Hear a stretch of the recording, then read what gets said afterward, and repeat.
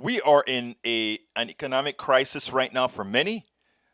For quite a few, they're doing very well. We have a K recovery. Amazon is selling like bonkers. Bezos has doubled his wealth. A lot of these wealthy people are doing fine because all the little businesses have had to shut down and the big guys took over. They found forms to make money on your misery. And that's what in a capitalist society like we have today. But anyhow, we are going through budgeting right now where we're trying to get a stimulus pass, a recovery type bill passed.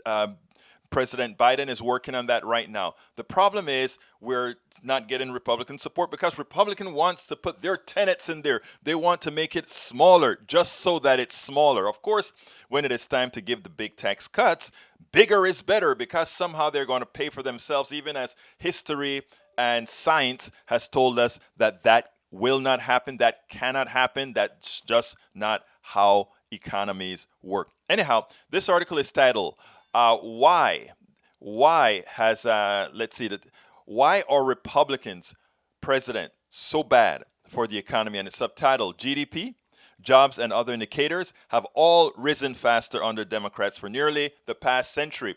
The second paragraph is probative. It says it's true about almost any major indicator: gross domestic product, employment, incomes, productivity, even stock prices. It's true if you examine only the precise period when a president is in office, or instead assume that a president's policies affect the economy only after a lag and don't start his economic clock until months after it takes office. The gap holds almost regardless of how you define success.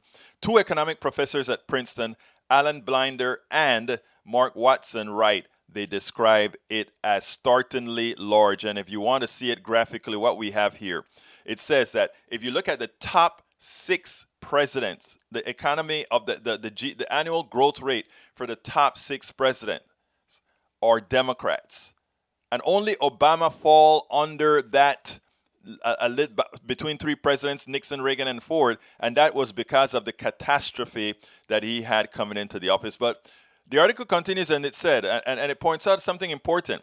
Since 1933, the economy has grown at an annual average rate of 4.6% under Democrats and under 2.4% under Republicans. In other words, Democrats grow the economy almost twice as fast as Republicans. You would want to think that history is probative and you want to follow the policies of the people who constantly, of that president who constantly have that sort of an outcome. The average income of Americans would be more than double its current level if the economy had somehow grown at the Democratic rate for all the past 9 decades. If anything, that period, which is based on data availability, is too kind to Republicans. It should have been a lot worse if we had full data, because it excludes the portion of the depression that happened under Herbert Hoover's watch. Probative. The 6 presidents who have presided over the fastest job growth have all been Democrats. They are Roosevelt, Johnson, Carter, Truman, Kennedy, and Clinton. I want you to think about this. Everybody used to like to talk about the Reagan miracle, how great he did for the economy. Clinton's economy beat Reagan's economy. But somehow, because he had his picadillos, somehow Reagan had this mystique. And of course, Republicans are much better marketers. They were able to market for people to believe that Reagan was this great guy. Even Nixon beat Reagan. But you'd never know. Reagan had that mystique.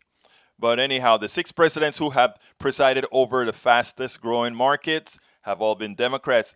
As you can see above, that's the graphs up there. The 4 presidents who have presided over the slowest growth have all been Republicans. Trump, Bush 1, Bush 2, and Eisenhower. What's funny is Trump is negative.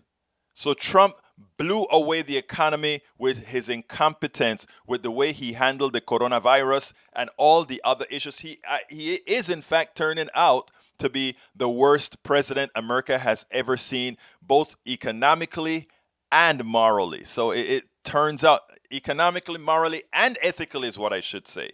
So it's turning out that America made the right choice this time, but we almost didn't, based on this electoral college that is a fraud to American people.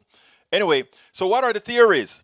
First, according to the article, it is worth rejecting a few unlikely possibilities. Congressional control is not the answer. The pattern holds regardless of which party is running Congress. Deficit spending also does not explain the gap. It is not the case that Democrats juice the economy by spending money and then leave Republicans to clean up the mess. The converse is actually true. Ask about what happened after Reagan. Asked about what happened under Bush too. They've cratered economies, and it's always the Democrats building it back up. Again, the numbers are probative. That leaves one broad possibility with a good amount of supporting evidence. Democrats have been more willing to heed economic and historical lessons about what policies actually strengthen the economy, while Republicans have often clung to theories that they want to believe, like the supposedly magical powers of tax cuts and deregulations. Democrats, in short, have been more pragmatic. They understand the speed of money. If I put money in the hands of those who have the least, what happens is they spend it right away. And spending money does what? It creates circulation in the economy. Economic activity is a circulation of money, and thus far, a better economy. You give the money to the top, they trickle down some, let's see, maybe I'll build a factory that employ a few people, but if we don't know where the demand is, well, we can't build a factory till the demand comes. But if the people don't have money, the demand never comes. And that's why it doesn't take rocket science to understand this. Economists have to look at more numbers in detail so they can give you an exact answer. But you can also look in the aggregate. You can actually postulate what you see based on activity. Now, Democrats have also been more aggressive about job creating investment. You'll see them talk about, let's do something to create jobs. The Republicans always let the private sector take care of creating jobs at their will. In other words, they're not working in public interest. They're working in the private sector works in the interest of profit. There's nothing wrong with that. But if we're looking at for society, we want to look in the interest of society, which means the government attempts to do whatever is necessary to juice into the system a reality that creates jobs. Now, so that explains, and that is one explanation as well. For most of the part of Republican economic policy since 1980 has surrounded one policy: large tax cuts under the false premise that it'll pay for themselves, in as much as every single big tax cut has resulted in larger deficits and less economic activity. Here's the bottom line. An article like this is something that many of us have known implicitly for quite a while. But in these times where we are fighting against a party that simply doesn't want to invest in the American people, a party that simply wants to give us a third of what President Biden is asking for to ensure this economy comes back, not understanding that it needs a big input of capital to get it working. Money's in people's hands.